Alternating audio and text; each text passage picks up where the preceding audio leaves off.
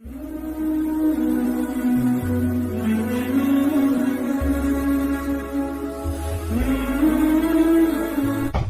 پاک صلی اللہ علیہ وسلم احساس والے نبی ہیں، اور احساس حضور نے امت کا کیا، احساس والی زندگی گزاری، ہر لمحہ محبوب پریشان رہے۔ یہ تھوڑا عرصہ پہلے ڈاکٹر ہارون صاحب مسلمان ہوئے ہیں، اور ابھی انہوں نے 2-3 کتابوں کا انگریزی میں ترجمہ کیا ہے، اور بھی کچھ کتابوں پہ وہ کام کر رہے ہیں۔ ہالینڈ کے رہنے والے ڈاکٹر صاحب ہیں، توجہ ہے میری بات پر آپ عزیزوں؟ ڈاکٹر صاحب کہتے ہیں کہ میں نے یہ سنا تھا کہ مسلمان دہشت گرد ہیں، یہ بم بلاسٹ کرتے ہیں، تو میں جہاں لفظ اسلام آتا تھا وہاں سے میں تھوڑا بچ جاتا تھا، پیچھے ہٹ جاتا تھا۔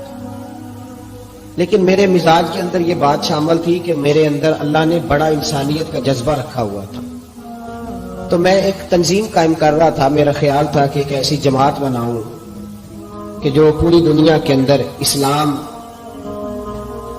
تو جو ہے میرے عزیزوں کی، کہتے میرا خیال تھا ایسی جماعت قائم کروں کہ جو پوری دنیا میں لوگوں کی خدمت کرے اور بغیر امتیاز کے کرے، اسلام والوں کی بھی اور غیر مسلموں کی بھی۔ لیکن مجھے بڑا دھچکا رہتا تھا کہ مسلمان سخت گیر قوم ہے۔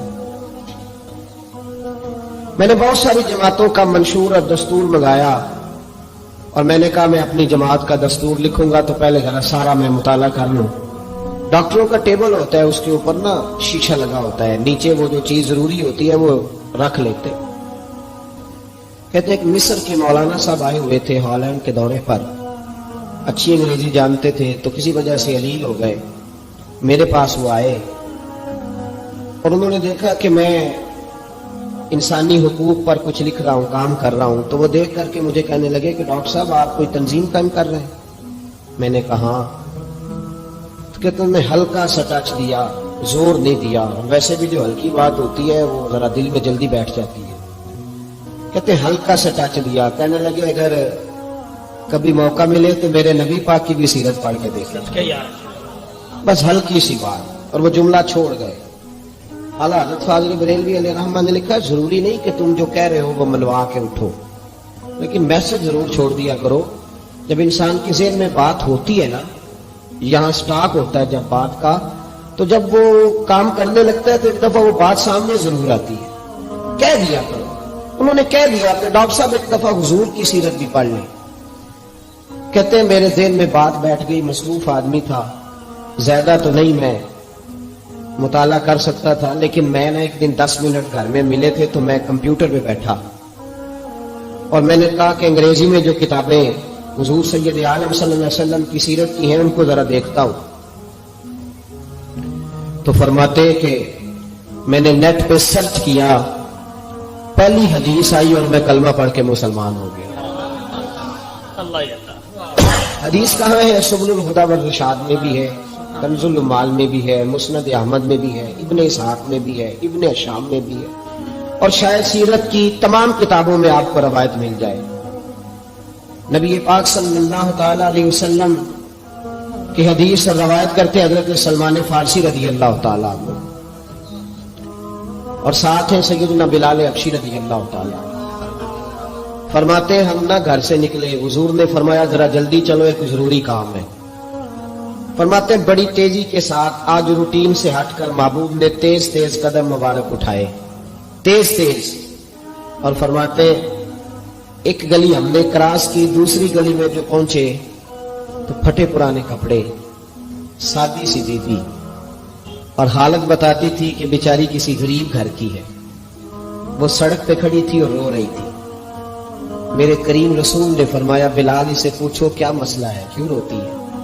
تو حضرت سلمان عرض کرتے ہیں میں نے کہا حضور میں پوچھ لیتا ہوں، آپ جائیے، کام بڑا ضروری ہے جو نکلے، میں معلومات کرتا ہوں۔ تو محبوب نے فرمایا نہیں، اس کے آنسو پوچھنے سے ضروری کوئی کام بھی نہیں، پہلے اس کی داد رسی ہوگی، اسے پہلے پوچھا جائے گا۔ روتے نہیں رہتے لوگ گھروں میں، لوگ گزر نہیں جاتے چپ کر کے؟ کتنے لوگ تڑپتے، کون احساس کرتا؟ نبی پاک سید عالم صلی اللہ علیہ وسلم رکے اور اس خاتون سے پوچھا کیا بات ہے؟ اس نے کہا کہ بات کوئی بھی نہیں، मेरा एक ही मोटा सा मसला है। कहा वो क्या? कहने लगी मैं गरीब हूं, और गरीबी बजाते खुद बहुत बड़ा गुनाह होती है, लोग बड़ा जुर्म समझते हैं इसको बजाते खुद। मैंने शुरू में कहा ना कि मजहबी स्टेज की भी सदारत गरीब आदमी नहीं कर सकता, क्योंकि गरीब जो हुआ जिद को दथी होनी उन्हें नेड़े बहना है ना जी, जिद को नहीं उन्हें तो पीछे जाके बहना एंड पे, तो केड़ा दथी है। इस स्टेज पे भी गरीब आदमी की सदारत नहीं मुमकिन हो ही नहीं सकता। मेरे रसूल पाक सैयद आलम सल्लल्लाहु तआला अलैहि वसल्लम ने फरमाया पहले इससे पूछो क्या मसला है। वो कहने लगी मैं गरीब हूं, बूढ़ी हो गई हूं, सारी जिंदगी गुलामी में गुजारी है। तेल लेने आई थी 5 दिनार का, बोतल में तेल भरवाया है, और अब बूढ़ी हूं ना तो कमर दर्द करती है, पैर पीछे मोड़ा है तो मैं गिरी हूं, तेल जमीन पी गई है, अब जमीन तो वापस नहीं करती, लेकिन वापस जाऊंगी तो एक यहूदी औरत की मुलाजमा हूं, वो दुर्रे से मारेगी, खाल उधेड़ देगी, मैं बड़ी परेशान हूं, अब नहीं मार खाई जाती, हड्डियां बूढ़ी हैं, कुर्बान जाऊं। हजरत बिलाल को हुजूर ने हुक्म दिया, फरमाया दौड़ के घर जा 5 दिनार ला। फरमाते 5 दिनार लाए, तेल खरीद के दिया तो फिर रोने लगी। फरमाया आप क्यों रोती है? उसने कहा बताया ना गरीब हूं, गरीब का जुर्म कोई नहीं होता, लेकिन पीस दिया जाता है, फिर भी मार तो अब भी पड़ेगी, अब क्यों पड़ेगी?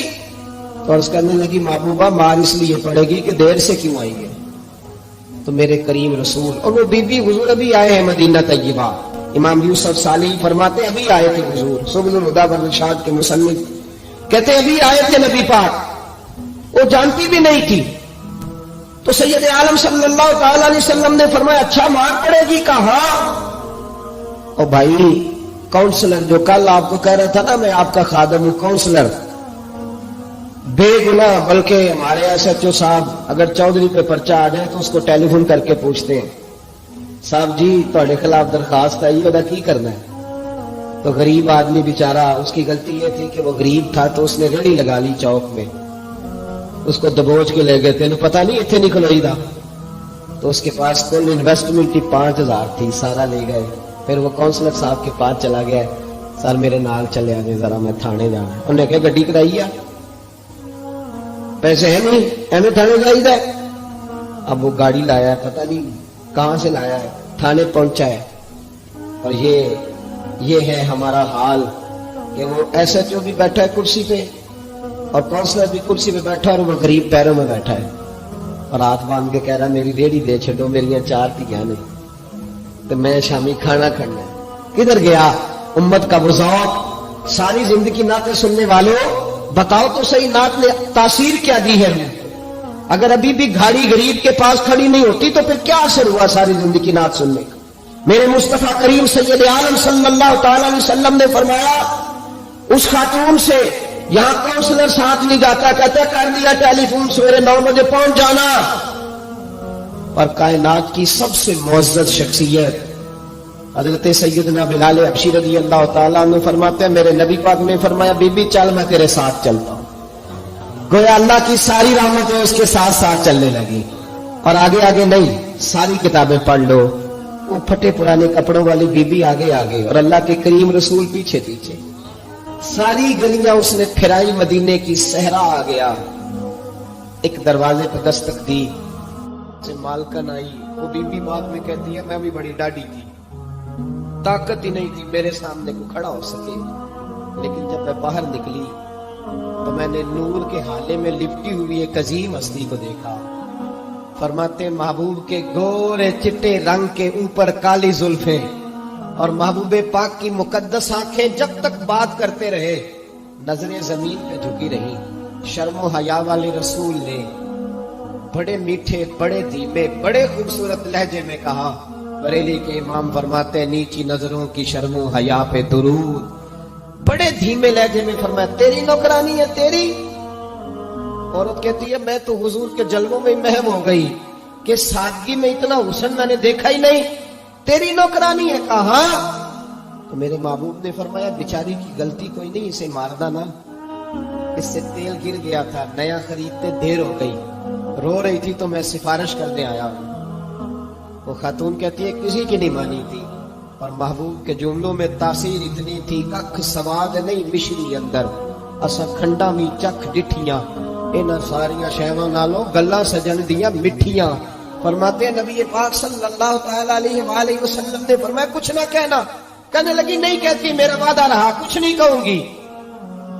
اب میرے حبیب نے پھر نظر اٹھائی اور اس غریبنی کی طرف دیکھا اور فرمایا تو اگر کہے تو میں جاؤں، تو اگر کہے تو میں خود بھیک دے خود ہی کہے منگتے کا بھلا ہو، تو اگر کہے تو میں جاؤں۔ اس نے خراج پیش کیا تو چند آنسو گرائے، کہنے لگی محبوبہ جیسے بندہ نوازی۔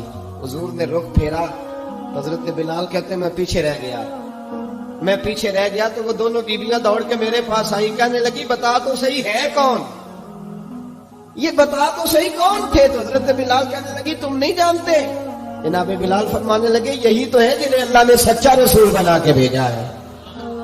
بیویاں دوڑ کے آئی، کہنے لگی محبوبہ دروازے تک آئے ہو تو خالی تو نہ لوٹاؤ، مہربانی فرماؤ ہمیں بھی کلمہ پڑھا دو۔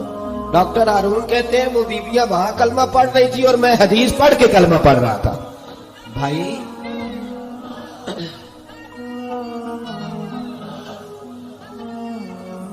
اگر دولت احساس ہے نا پھر تو زندہ ہے، جو زندہ ہوتا ہے اس میں لچک ہوتی ہے، جو مر جاتا ہے وہ اکڑ جاتا ہے۔ اگر زندگی ہے تو پھر احساس ہونا چاہیے، اگر تیرے اندر زندگی ہے تو پھر احساس ہے، اور اگر تیرے اندر احساس نہیں رہا نا تو پھر زندگی زندہ دلی کا نام ہے۔ مردہ دل کیا خاک جیا کرتے، احساس سے محبت پیدا کرتے۔ تھوڑا سا دائیں بائیں بھی دیکھیں، تھوڑا پلٹ کر بھی دیکھیں کہ کہیں آپ کی ضرورت تو نہیں۔